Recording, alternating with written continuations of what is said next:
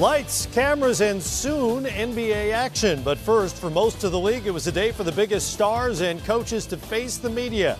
Everybody's 0-0 on Media Day, and the possibilities, they are endless. Hi, everyone. Great to have you there for our Media Day recap. I'm Matt Weiner, Sam Mitchell, Steve Smith, TV's Brent Barry right over there. And let's start where the 15-16 season left off with the Cleveland Cavaliers.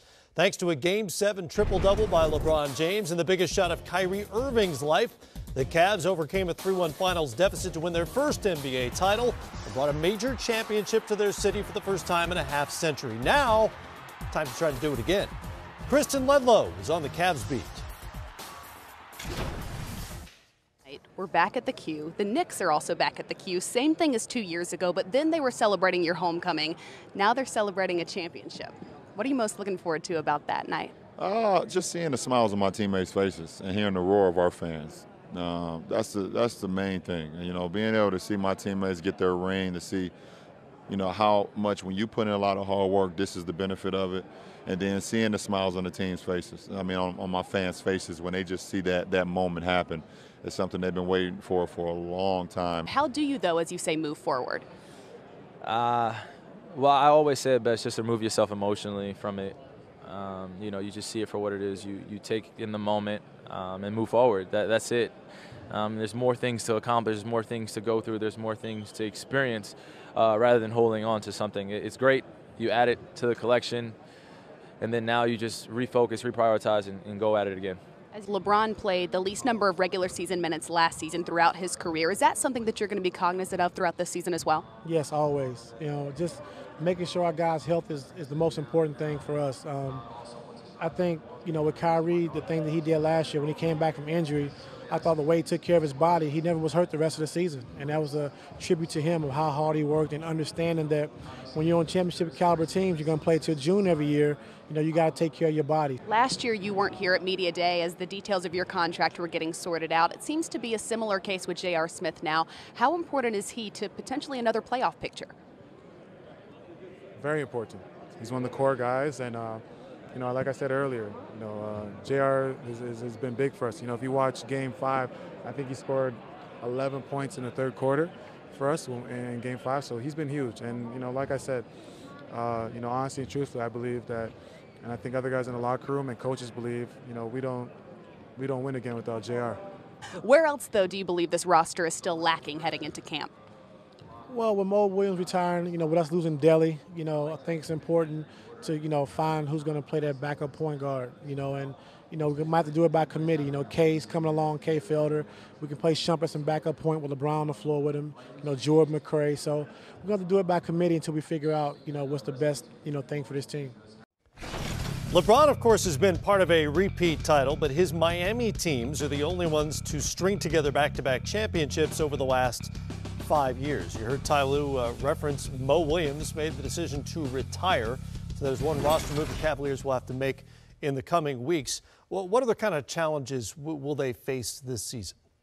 Well, obviously ironing out the J.R. Smith situation is pertinent. It was interesting to hear David Griffin's comments on Media Day that they have offered him what sounds like, at least to management, Matt, is a fair deal, and they're trying to work it out. But he also was quick to mention we're a next man up type of franchise, which means, you know, at some point there's going to be a take it or leave it scenario, and they're going to move on from it. But you hope that J.R. Smith and Cleveland can work it out.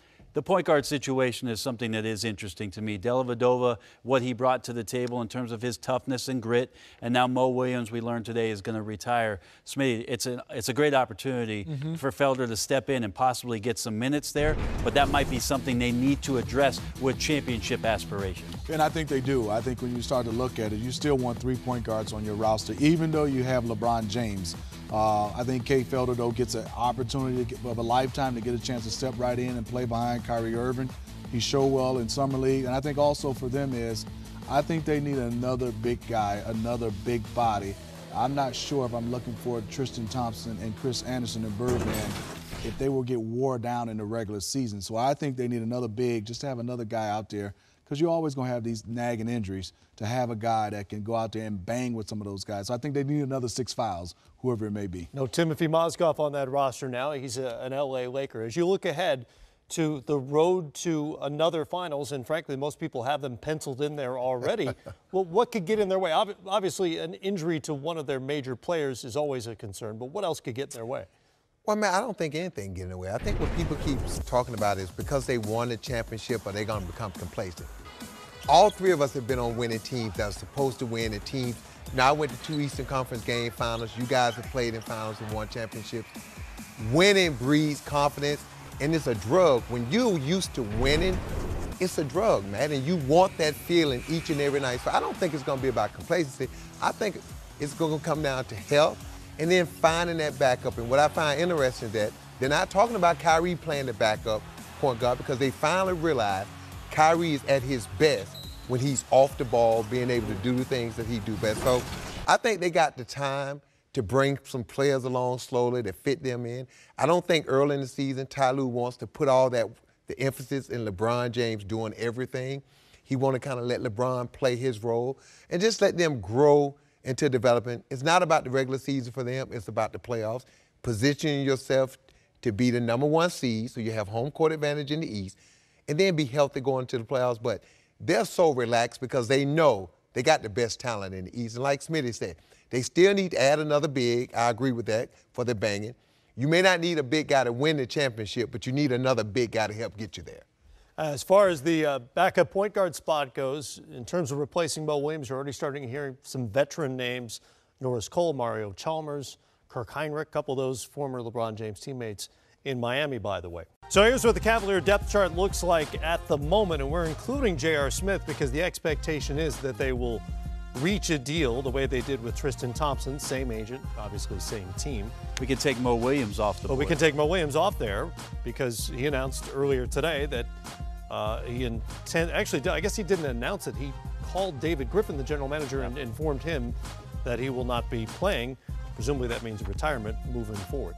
So the Cavaliers are, for the most part, the same team. One interesting change is Mike Dunleavy, who fits really well if he's healthy, and that's a big if for him. Yeah, man, I was sitting there looking at their roster, man, their depth chart, and when Mike Dunleavy, you know how good a player and how versatile he is. A guy that can play 1, 2, 3 positions on the court.